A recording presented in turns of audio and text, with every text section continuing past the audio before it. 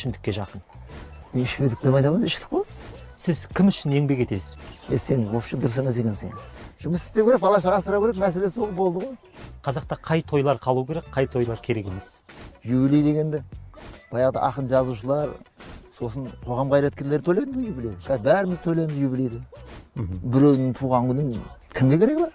Туылса өз үшін туылды, өз үшін өмір сүріп жатыр.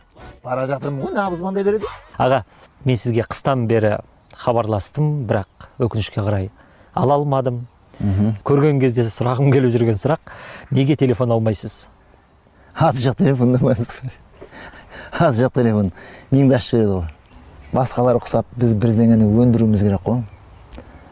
Білімді, техниканы меңгеріп, бізде телефон шығарып, бізде өзіміздің мәшинеміз шығарып, бізде басқа несің де жұмыс қой бәрі. Орындықты шығарсаң да, ине шығарсаң да, жіп шығарсаң да, нәски шығарсаң да, телефонның қабын шығарсаң да бәрі жұмыс қой. Қазіргі көпшілігінің ойы әртіс болғысы келеді бәрі.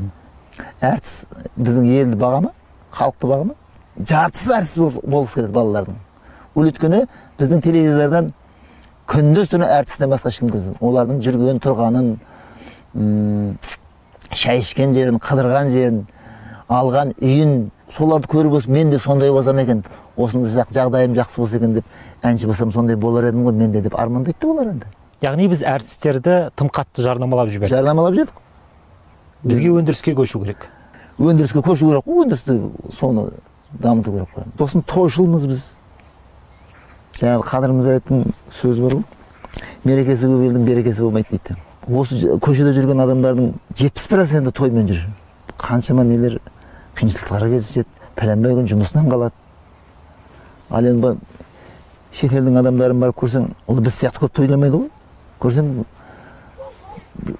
самолеттің моделін жасап алып па, бір соны істеп, соның қандай екенін, осын дамытайын деп, соны іздеп жүргенін көресің оларды. Ал қазаққа тойды тоқтату керек қой сонда? Бізге тойды тоқтату керек. Жартысынан көбісін алып тастау керек қой. Үйлену тойы қалу керек. Сүндет той бізде де бұрында болмаған еді ғой сүндет той.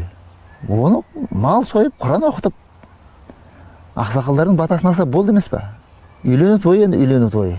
Екі жастың бір-біріне қосылған, мәңгілік бірге болатын күні деген ол өте қымбат нәрсе. Ұзату тойды қайтеміз.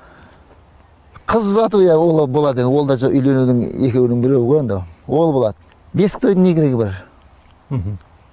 Баяғыда біз тыштың ба деп беске салып кәмпетін шашып кетеді.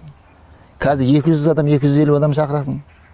Алыстан адамдар, ағайындарын шақырасың. Атаурек, көтәурек болып олардың бәрі келеді. Бұның бәрі шын ниетімен бір қуанып келіп жатыр дейсің ба?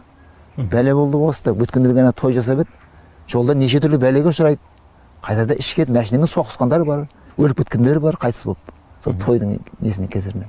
Юбилей дегенде баяғыда ақын жазушылар, сосын қоғам қайраткерлері тойлайды ғой юбилейді. Бәріміз тойлаймыз юбилейді.